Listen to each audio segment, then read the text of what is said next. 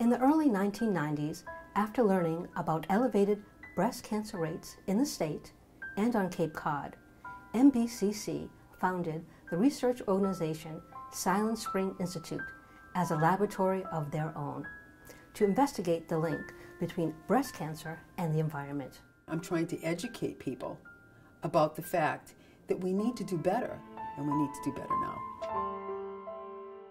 We don't want the statistics to stay as they are, 1 in 8 women. We don't want to see younger women being diagnosed. We don't want children to be left without their moms. We want to put an end to breast cancer.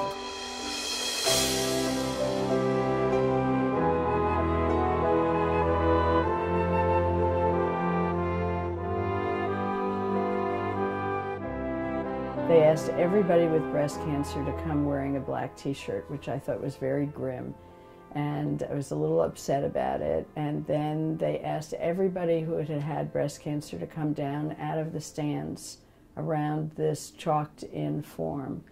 And it was a shocking, amazing, empowering experience for me, because women of all ages came down in black t-shirts. People I didn't know, we all stood together, overly filled this massive, massive space that was supposed to represent the state of Massachusetts. And we all were looking at each other. Most of us didn't know each other, tears in our eyes. And it was overwhelming for me. And I literally went from hiding out about it to practically screaming, "This is too much. There are too many. We don't know why this is happening."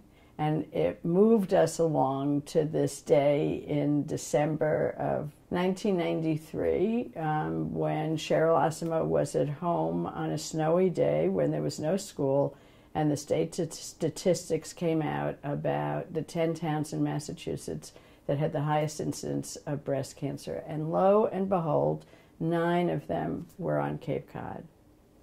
And so it brought us to think, oh my, if we could study these 9 towns, if we could look at this as the canary in the cage, maybe we could figure out what was causing breast cancer. And we became determined to get money from the state to start a scientific institute that, with rigorous science and really careful thought, could look at this and find something. Silent Spring Institute was founded by leaders of the Massachusetts Breast Cancer Coalition. They were visionary, powerful, courageous women who, long before the scientific and medical community came around, said prevention needs to be an important focus. We still are the only scientific research group that's working on breast cancer prevention. Silent Spring Institute is so lucky to have the Mass Breast Cancer Coalition as a partner organization, where we focus on research, and we're inspired all the time by the coalition's vision for breast cancer prevention and their mobilization to action on all of these policy issues that we keep rubbing up against. Flame retardant chemicals are chemicals that are added to different materials, from anything from furniture to plastics to building materials that you might find in your home. And they're meant to be in those products to try to stop or retard the flames, essentially. And they're added purposely to try to meet particular performance-based fire standards. Unfortunately, these chemicals that are often added as flame retardant chemicals have a range of health effects that might be associated with them, such as hormone disruption or even cancer. We studied 20 public and 20 private drinking water wells on Cape Cod, and we tested them for a range of emerging contaminants: pharmaceuticals, personal care products, perfluorinated chemicals, these are the non-stick and stain-resistant chemicals, detergent breakdown products, about 100 different chemicals. And what we found was quite a range in terms of the levels and the frequency with which these chemicals showed up in drinking water. Silent Spring Institute's leaders were first getting going. There was total skepticism in the scientific and medical community about the potential for discovering prevention through environmental studies. In the past 4 years, 3 major statements have come out validating the idea that there's an enormous potential for breast cancer prevention through environmental studies. it's been an incredible privilege to see how our science has actually changed the conversation over the history of Silent Spring Institute and Mass Breast Cancer Coalition.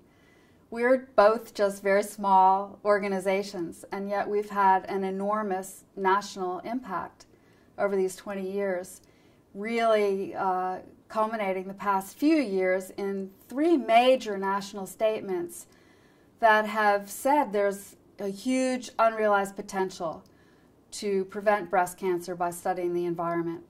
And they've relied on 11 of Silent Spring Institute's studies. There are billions and billions of dollars that are spent on breast cancer. These billions of dollars go to treatment and early diagnosis. I'm grateful to treatment. I hope I never run out of treatment options.